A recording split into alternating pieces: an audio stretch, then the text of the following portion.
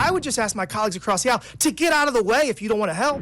We're going to save this country with or without you. You can kick and scream all the way, or you can get out of the way. I prefer the former. My Democrat colleagues have continued that trend by using their time to bash Elon Musk instead of discussing ways to work together to advance a bipartisan cornerstone of President Trump's agenda, the mission to finally eliminate waste, fraud, and abuse. Right now, they have relinquished their constitutional duties over to an unelected bureaucrat, someone who no one went out to vote for. And absolutely, he is occupying the Oval Office, as we saw yesterday. In the last Congress, Chairwoman Green literally showed a dick pic in our oversight congressional hearing. So I thought I'd bring one as well. Now, this, of course, we know is President Elon Musk. He's also the world's richest man. Wait, because we have such a massive problem right now. But I would just ask my colleagues across the aisle. Last election, he has billions of dollars in conflicts of interest, and we know went out to vote for. And absolutely, he is occupying the Oval Office. Far too much of what you said I idea was due. Went out to vote for. And absolutely, save this country with or without you. You can kick and scream all the way, or you can get out of the way. I prefer the. You talked about pandemic fraud. I have a bill that would cause the IRS to share data with the Small Business Administration and the FBI and the Department of Justice that would show that you were ineligible for PPP loans and you got them. So I think that would save probably $100 billion. Do you think that we should go back and take money away from people that fraudulently got COVID money? During the pandemic, the PPP program was a virtual buffet for fraudsters, and it was because of that 1974 Privacy Act, where data sharing and matching is virtually impossible. Congress needs to change that. But we can do it retroactively. We can do it retroactively. We can find the people that stole this money, hold them accountable, probably get some of the money back. So I already have that bill filed. That bill, I think, would probably get $100 billion. So now we got enhanced identity verification, enhanced income verification that has been proven in Missouri. It does work. So I'm working on that bill. We're going to drop it soon. That's $200 billion. There's a competition in Congress. I think we should have a competition on this committee. I got $300 billion in savings proposed. We got to all pull our weight because we have such a massive problem right now. But I would just ask my colleagues across the aisle to get out of the way if you don't want to help. If you don't want to help right the fiscal ship in this country, get out of the way. Stop filing lawsuit after lawsuit. We do not have the financial ability to continue down this path, and we're going to save this country with or without you. You can kick and scream all the way, or you can get out of the way. I prefer the former. Thank you, Madam Chair. Thank you very much, Madam Chair, and I want to also thank you for convening this hearing. I think it's incredibly important, and I want to thank our witnesses for appearing before us today. Like another member of this committee, I too was once an employee of the Executive Office of the President. I worked in President Trump's White House from the very first to very last day of his first term, and I saw firsthand how entrenched and resistant the federal bureaucracy was to his agenda. So it's no surprise that today a few of my Democrat colleagues have continued that trend by using their time to bash Elon Musk instead of discussing ways to work together to advance a bipartisan cornerstone of President Trump's agenda, the mission to finally eliminate waste, fraud, and abuse. And I just took a rudimentary count of the Dems testimony, or rather comments today, and I've got 27 mentions of Elon Musk and 3 mentions of waste. And I don't know if that's, in fact, the right count. Encourage anybody to fact check me, but I think it illuminates and illustrates one of the problems that we're facing, which is a lack of bipartisan effort to address these critical things that, waste, fraud, and abuse is something that should be bipartisan. The chair noted that in her opening remarks. I now recognize the gentlewoman from Texas, Ms. Crockett, for 5 minutes. Thank you, Madam Chair. And Mr. Talcove, I'm just going to go ahead and pick up where you left off really quickly. Just to be clear, the upgrades that you're talking about as it relates to our data processes, these aren't things that would be free, are they? They would cost some kind of money. Not looking for a number, but they will cost, correct? some are free and some would cost money. Okay.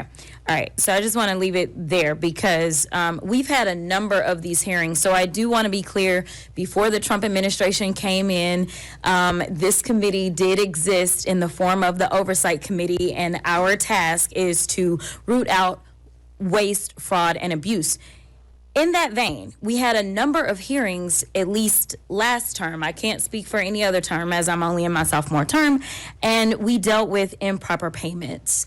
And interestingly enough, our chairwoman, who is so passionate about this today, she missed every single one of those improper payment hearings. But just to be clear, I was there, so I don't want anyone to believe that Democrats just come to work and don't plan to do work. In fact, I'm trying to figure out exactly what it is that the Republicans believe our job is, because right now they have relinquished their constitutional duties over to an unelected bureaucrat, someone who no one went out to vote for. And absolutely, he is occupying the Oval Office, as we saw yesterday. And that is a first for me, to see someone occupying the Oval Office who's never actually been elected to the Oval Office and actually answering more questions than the person that allegedly got elected. But for whatever reason, this is the first time we're having a DOGE Subcommittee hearing, and that guy's not here. Instead, we have y'all. So I do want to thank you for coming. But I will say this. It's also interesting to me that in the first few days of DOGE existing, we know that they are trying to get rid of the Department of Education, USAID, Consumer Financial Protection Bureau. They're laying off FAA workers. They are going after the FDA, the CDC, the HHS, the FBI agents, and they're talking about getting rid of FEMA. And they brought y'all in. And I am going to say that I actually was shocked that there was only one person that seemed like he was an overt Trumper as you laid out your opening remarks, because I anticipated that at least one of y'all would say, yes, what Elon is doing is exactly what we would prescribe. But instead, I will applaud you because you actually were focused. You talked about what the American people are looking for us to do. We've actually consistently on this side of the aisle promoted this idea of making investments into technology so that we can do things such as, say, look at the Department of Defense. The Department of Defense that takes up approximately 50% of our discretionary income, or our discretionary spending. Approximately 50% goes to Department of Defense. Department of Defense has not been able to pass an audit in the last 6 audits, and we're not talking about pennies. I understand that we want everything to be perfect, and if we could get all waste, fraud, and abuse out, that would be fantastic. But let me talk about the big numbers. The big numbers are on that side. When we look at, say, our entire workforce, our federal workforce, as we're trying to somehow fire all of them, they don't even make up a total of 5%. It's even less than that when we look at our budget. But let's talk about defense. That just happens to be the same side of the ledger that Mr. Musk gets the vast majority of his money from. In fact, at the same time that they were unlawfully, and we will stay in court, because on this side, we believe in law and order. We believe in, a number of us are actually lawyers, but nevertheless, we understand the Constitution. We believe in that as well. And so there's things such as, impoundment, right? Because as Mr. Whitson said, he said, we need to return the power of the purse to Congress. It never left. According to the Constitution, that's where it's at. Now, I know that people are confused right now because for whatever reason, we had a guy that went in, and you talk about people invading our data. Listen, people said that they were upset about TikTok, but I'm upset about the guy that runs Twitter, who for sure is doing nefarious things, because I don't understand, if you are trying to conduct audits and figure out where the waste, fraud, and abuse is, I don't know why you would go to some tech guy. In fact, it was only techies that were sitting there at inauguration. We didn't have auditors. I would welcome auditors to come in and do forensic audits. In fact, he sat there in the Oval Office yesterday and he admitted that he was lying, and he was using his propaganda machine to do it when he said that we sent millions of dollars to Gaza for condoms. That was a lie. So let me tell you something. The gentlelady's time has expired. It's time for the us gentlelady's to do our time has job expired. and rein in this rogue actor known The gentlelady's as time Elon has expired. In the last Congress, Chairwoman Green literally showed a dick pic in our oversight congressional hearing. So I thought I'd bring one as well. Now, this, of course, we know is President Elon Musk. He's also the world's richest man. He was the biggest political donor in the last election. He has billions of dollars in conflicts of interest, and we know that he is leading a power grab, also abided by and encouraged by Donald Trump and, of course, the chairwoman, Congresswoman Green. But I also want to run through what DOGE actually is going to do. It's a demolition plan that's going to run through our government. DOGE is trying to abolish the Department of Education. That means opportunities denied to kids. It means you're ripping away opportunities for children with disabilities who are dependent on this money. You're also halting medical research, which is also critical, which we have to also stop. The idea that we are going to eliminate or destroy the Department of National Institutes of Health, NIH, is crazy. Let's talk about the Department of Labor.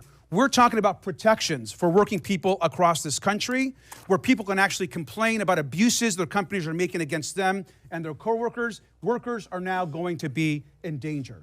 And let's also talk about the Consumer Financial Protection Bureau, another huge issue for us. Think about the scammers and fraudsters that will be empowered across this country because Elon Musk wants, essentially, these companies have more power over consumers and over people across this country. Look at the Centers for Centers for Medicare and Medicaid Services. That is actually what's being discussed partly today. Healthcare, we're talking about being denied to millions of poor people, working class people across this country. And now, of course, they're on to their largest target, the U.S. Social Security Administration. We're talking about the destruction of the actual social safety net in this country. We know that 1 in 5 Americans collect Social Security, seniors, disabled people. This entire plan is about hurting the American social safety net and destroying our institutions. And it's important that we actually call out what is happening at this subcommittee. This is not about working with the richest man on the planet. This is actually about empowering. This committee wants to empower the richest person in the world to hurt people so they can take all of this money that they so-called want to save and then give it to themselves, their companies, and their billionaire friends. The gentleman from South Carolina, Mr. Timmons, for 5 minutes. We also know, of course, that Elon Musk is sending his unqualified DOGE staff to carry out this agenda across all these agencies. And in some cases, actually teenage staffers. No accountability, no experience, and problematic records. They're trying to rob you, and they're probably a minor.